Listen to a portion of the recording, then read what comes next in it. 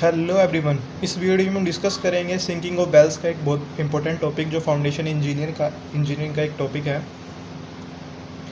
जो हमारी sinking of well होती है, बेसिकली ये वो वाला वेल नहीं है जो आप बेसिकली समझते हो कि वेल कुआं है जिसमें से पानी निकलता है। वो वाला वेल नहीं है, ये हमारा फाउंडेशन का वेल है जो कि हम पायर्स के लिए यूज़ करते हैं और फाउंडेशन के लिए यूज़ करते हैं। अगर मान लो हमें ब्रिज बनाना है तो जब हम उसकी फाउंडेशन डालेंगे नीचे रिवर के अंदर, तो उसे डालने के लिए, उसे स्टेबिलिटी प्रोवाइड करने के लिए हम नीचे तक वेल, ये ऐसे ऐसे वेल हम नीचे तक धंसते हैं, ठीक है, ज़मीन के अंदर, ताकि उसे स्टेबिलिटी मिल सके। तो इसकी एक प्रोसेस होती है सिंकिंग ऑफ वेल।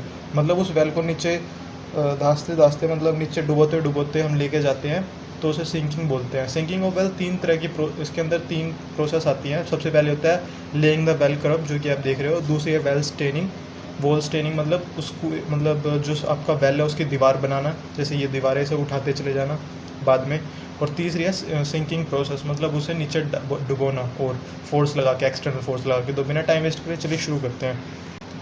पहली जो हमारी प्रोसेस है वो लेइंग द वेल कर्व है, ठीक है। जैसे आप ये रिवर देख रहे हैं, रिवर में हम सबसे पहले उसके अंदर थोड़ी सी आइलैंड सा बना लेंगे सैंड डाल के, और उसके ऊपर सबसे पहले हम कर्व रखेंगे। जो ये हमारा कर्व है, वेल के कर्व पार्ट को रखेंगे, जो कि कटिंग पार्ट बोलते हैं। जैसे कि ये देख रहे हैं नोक्सी, इसे रखना शुरू करेंगे। तो इसके बारे में पढ़ते हैं। If the river bed is dry, the cutting edge over which the well curb is to be built is placed at the required position after excavating the river bed to the about 15 centimetre. अगर river का bed सूखा हुआ है तो उसके अंदर हम cutting edge जो हम वेल कर्व की रखेंगे, इसे कटिंग एज बोलते हैं। जो ये रखेंगे हम इसे 15 सेंटीमीटर के एक्सकवेट करने के बाद रखना शुरू करेंगे। मतलब 15 सेंटीमीटर तक खुदाई करने के बाद उस पर वो रखना शुरू करेंगे। उसके बाद when the depth of the water is up to 5 centimetre, अगर पानी की डेप्थ वो 5 सेंटीमीटर तक है, a sand island is made before placing the curb. तो जैसे कि रिवर है, इसमें यहाँ पानी है, अगर ये 5 सेंटीमीटर तक है तो इसके अंदर हम सबसे पहले सैंड आइलैंड बना लेंगे। मतलब उसमें पहले मिट्टी का ढेर लगा देंगे थोड़ा, ताकि वो सूखा हुआ प्लेस मिल सके, उसे पानी से थोड़ा सा ऊपर होना चाहिए, ठीक है।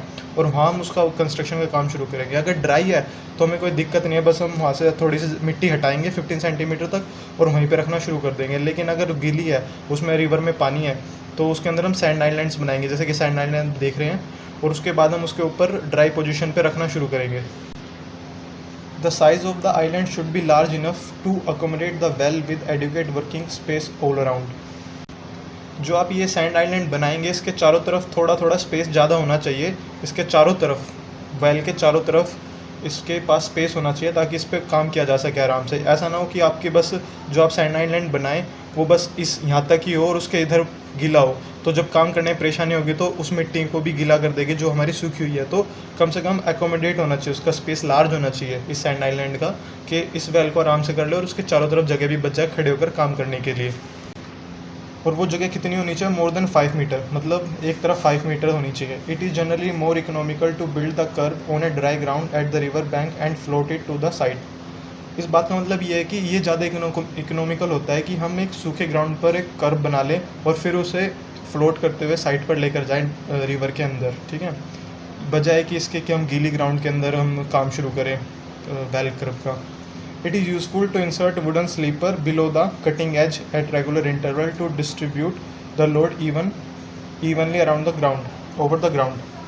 इस बात का मतलब यह, जो आपकी कटिंग एज है, जैसे हम इसे दसाएंगे तो हर इंटरवल के बाद हमें यहाँ पर वुडन स्लीपर्स प्रोवाइड करने चाहिए, ताकि इवनली डिस्ट्रीब्यूट कर सके लोड को पूरे उसमें। अगर मान लो आपने इवनली नहीं किया, अगर आप इसके ऊपर प्रेशर लगाएंगे तो ये इधर से ज़्यादा झुक जाएगा, इधर से कम रह जाएगा। इसका भी एक टिल्ट एंड शिफ्ट एक टॉपिक है, उसके लिए मैं अलग से एक वीडियो बनाऊंगा, उसमें आप समझ सकते हैं कि टिल्ट और शिफ्ट होना कितना गलत है किसी भी सिंकिंग ऑफ द वेल के प्रोसेस के अंदर। इसके बाद दूसरी प्रोसेस आती है हमारी वेल स्टेनिंग की। After sinking the well curb, मतलब जब हमारा वेल कर्व हमने बना लिया और उसे नीचे सिंक कर दिया, the steining is raised by 1.5 metre at a time. मतलब जो आप दीवार होगी वॉल की, वेल की, उसे बस 1.5 मीटर एक बार में उठा सकते हैं। मतलब जैसा कि आपने यहाँ पे वेल ये कर्व बनाया, इसे नीचे धंसा दिया, तो इसके ऊपर जो ये बनाएंगे ना आप, इसे 1.5 मीटर एक बार बना सकते हैं। फिर इसे नीचे धंसा देंगे, फिर 1.5 उसके ऊपर बनाएंगे। तो एक बार हमने बना ली at a time, and it sinking done allowing at least 24 hours for setting. मतलब एक बार जब आपने वेल स्टेनिंग बना दी उसकी 1.5 मीटर तक, तो उसे ना 24 घंटे दिए जाएंगे सूखने के लिए, सेट होने के लिए, सिंक करने से पहले। The steining is built using straight edges. Straight edges का यूज़ करेंगे हम स्टेनिंग बनाते टाइम, वॉल की जो दीवार होगी उसे बनाते टाइम हम स्ट्रेट एजेस का यूज़ करेंगे, preferably of angle iron. Angle iron भी यूज़ कर सकते हैं। The lower portion of a straight edge is kept butt with the steining of the earlier stages. अगर अर्लियर स्टेजेस मतलब स्टार्टिंग की अर्लियर स्टेजेस के अंदर हम उसके अंदर बट यूज़ करेंगे लोअर पोर्शन के अंदर, ताकि वो मुड़े ना, जो कर्व हमारा है वो मुड़े ना, ज़मीन में आराम से इवनली डिस्ट्रीब्यूट करते हुए नीचे सिंक कर सके, इसलिए हम उसके अंदर बट यूज़ करेंगे। The steining must not be built in plumb at intermediate stage when the well has tilted to one side. अगर हमारा वेल सिंकिंग करते टाइम एक तरफ झुक गया है तो हम उसे प्लम लगा कर ठीक करेंगे, और बिना प्लम लगाए हम स्टेनिंग नहीं बनाएंगे। तो यही बात लिखी है, the steining must not be built in plumb at immediate stages.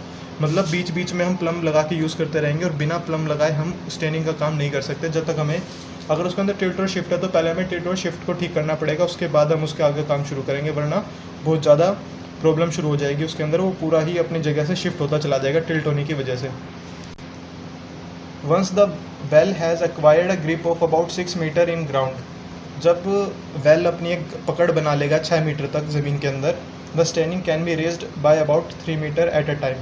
मतलब जब हम ऊपर की बात कर रहे थे तो 1.5 मीटर हम बना रहे थे एक बार में, लेकिन जब 6 मीटर तक नीचे चला जाएगा वेल सिंक करते हुए और अपनी पकड़ जब बना लेगा ग्राउंड के साथ, तो हम उसके ऊपर 3 मीटर की भी स्टार्ट कर देंगे एट अ टाइम उसे बनाना, ठीक है।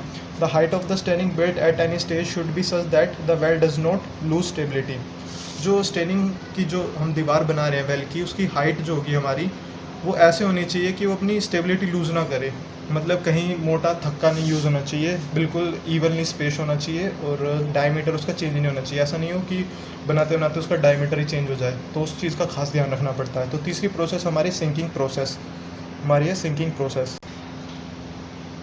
Sinking process is begun after having cast the curb and first stage of steining and allowing enough time for curing.